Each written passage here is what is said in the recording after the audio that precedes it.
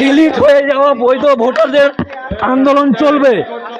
Delete হয়ে যাওয়া voter যতক্ষণ না উঠছে বৈধ ভোটার আন্দোলন চলবে। ডিলিট হয়ে যাওয়া ভোটার যতক্ষণ না উঠবে ততক্ষণ আন্দোলন চলবে। ভারতবর্ষ জিন্দাবাদ, ভারতবর্ষ জিন্দাবাদ।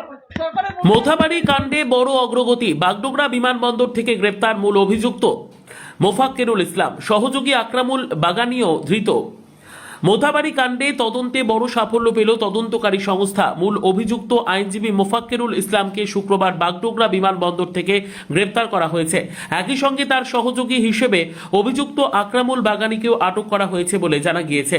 সূত্রের খবর, গ্রেপ্তারি এড়াতে মোফাক্কেরুল ইসলাম বিমানপথে বেঙ্গালুরু পালানোর পরিকল্পনা করেছেন। শুক্রবার সকাল 11:40 ইন্ডিগোর বিমানে ওঠার কথা ছিল তার, কিন্তু তার আগেই গোপন সূত্রে খবর পেয়ে বিমানবন্দরে ওত পেতে থাকা তদন্তকারীরা তাকে পাকড়াও করে।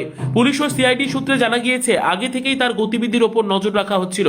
বিমানবন্দরে পৌঁছানোর পরই তাকে চিহ্নিত করে আটক করা হয়। প্রাথমিক জিজ্ঞাসাবাদের জন্য তাকে বাগডোগরা থানায় নিয়ে যাওয়া হয়েছে। পরবর্তী সময় ট্রানজিট রিমান্ডে মালদহে নিয়ে গিয়ে জেরা করা হবে বলে জানা গিয়েছে। এদিকে এই মামলায় তার ঘনিষ্ঠ সহযোগী আকরামুল বাগানিকেও গ্রেপ্তার করা হয়েছে। তদন্তকারীরা মনে করছেন, এই দুজনকে জেরা করেই ঘটনার নেপথ্যে থাকা আরও ব্যক্তিদের নাম সামনে আসতে পারে। প্রশাসনের মতে এই গ্রেপ্তারি মামলার তদন্তে গুরুত্বপূর্ণ মোড় এনে দিতে পারে।